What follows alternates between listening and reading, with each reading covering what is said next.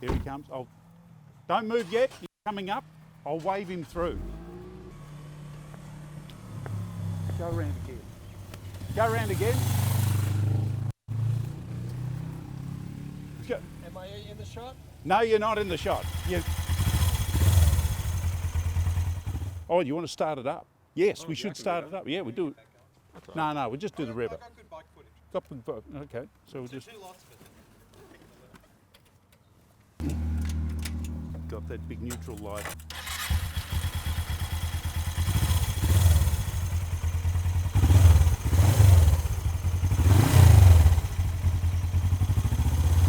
That sounds like an aftermarket exhaust to me, sounding very fruity. Let's see.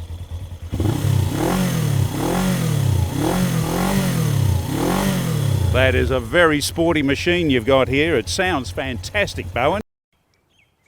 Welcome to Twist Grip Tales, Bowan. Thank you, good to see you. So, you've just got your motorcycle licence. That's right, I got it about 2 months ago now.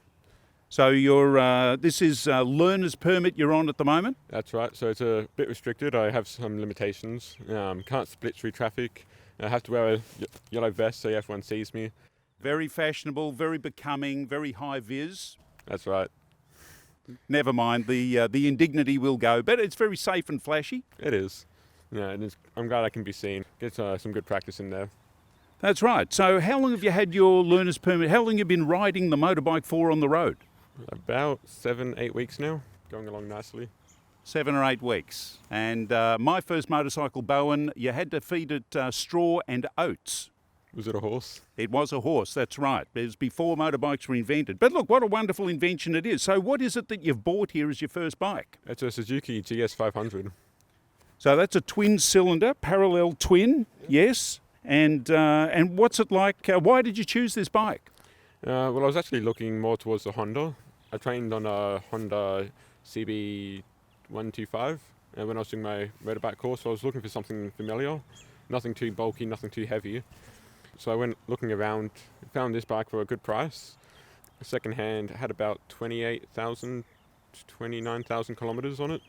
Yeah, so I thought perfect for a learner as a first bike. Gave it a ride, dropped it, and I thought, well, it's sold now. So here we are.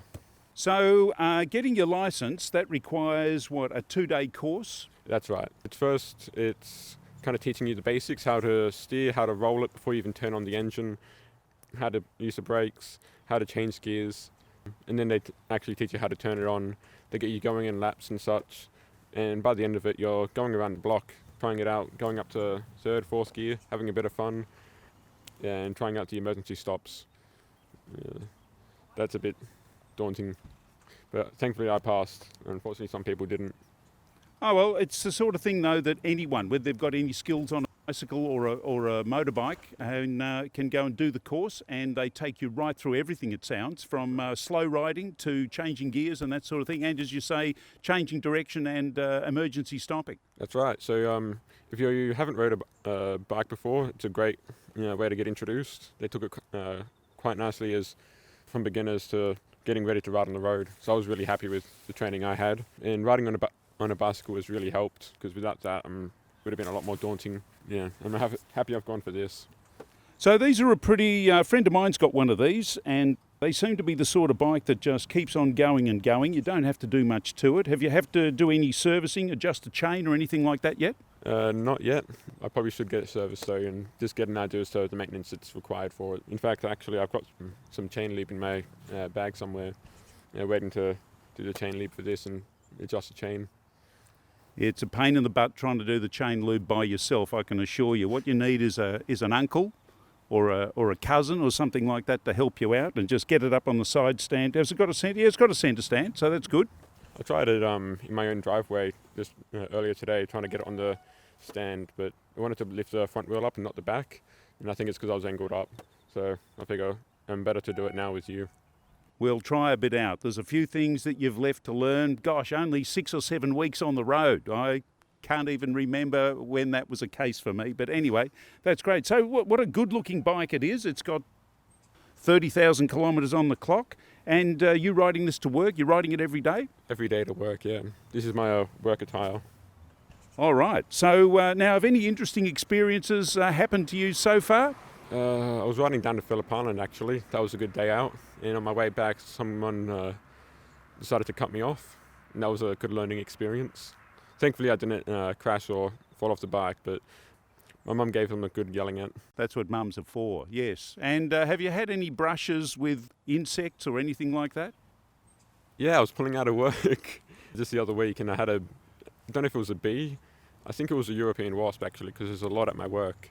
And one got stuck underneath my helmet, and it just bit me, and I couldn't get rid of it. So I had to pull onto the side and chuck off my gloves, chuck off my helmet, and just whack my neck like crazy.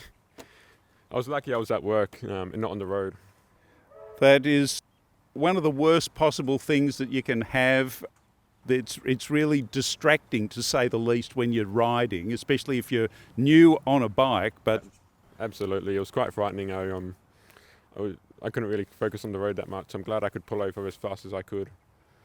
yeah, I think, well, even if you're not riding a bike, getting stung by a bee or a European wasp is terrible anyway. And as life goes on, Bowan, you'll know to keep your collar zipped up tightly, because as I have experienced personally, getting cigarette butts down your T-shirt and getting wasps that bite you all the way down your shirt, it's not fun and very distracting. But anyway, that's experience that you'll come and ride through. Yeah, that's right. Gives me an idea and gets me more focused on the road and more resilient. That's right. So maintaining focus where you need to maintain focus. That's right. Yes, there we go. Well, look, congratulations on getting your licence. What a great machine. What year is this one, Bowan? It's 2012 model. Oh, relatively new. So so it's got a single disc. It's nice big rectangular swing arm. It's got an aluminium frame, it looks like, and yeah, it's got a tacho, all the sorts of things, and it's very well presented, and a great big exhaust pipe that looks like it does 100 miles an hour, and it probably does. But as a learner, no, you're not doing that. So what sort of restrictions are you subjected to, Bowan? What things can't you do on a bike because you're on a learner's permit and not a full licence? One thing that annoys me is when I'm heading home from work, there's a lot of traffic, and often at a standstill, so I want to be able to weave in between the cars and just get to the front of the lights. But I can't do that yet till I get to my Ps. All of those joys are in front of you. That's right. It's not for the faint-hearted. Some cars move over and stop you getting through. Others give you a bit of space, but you'll learn all of that. Well, it's any passing messages, any closing messages for people that might be considering going for their learner's permit? Practice on a bike and do your research. Yeah, just lots of practice. All right then, Bowan. Thanks for being on Twist Grip Tales. It's been a pleasure. Thanks for bringing your bike along.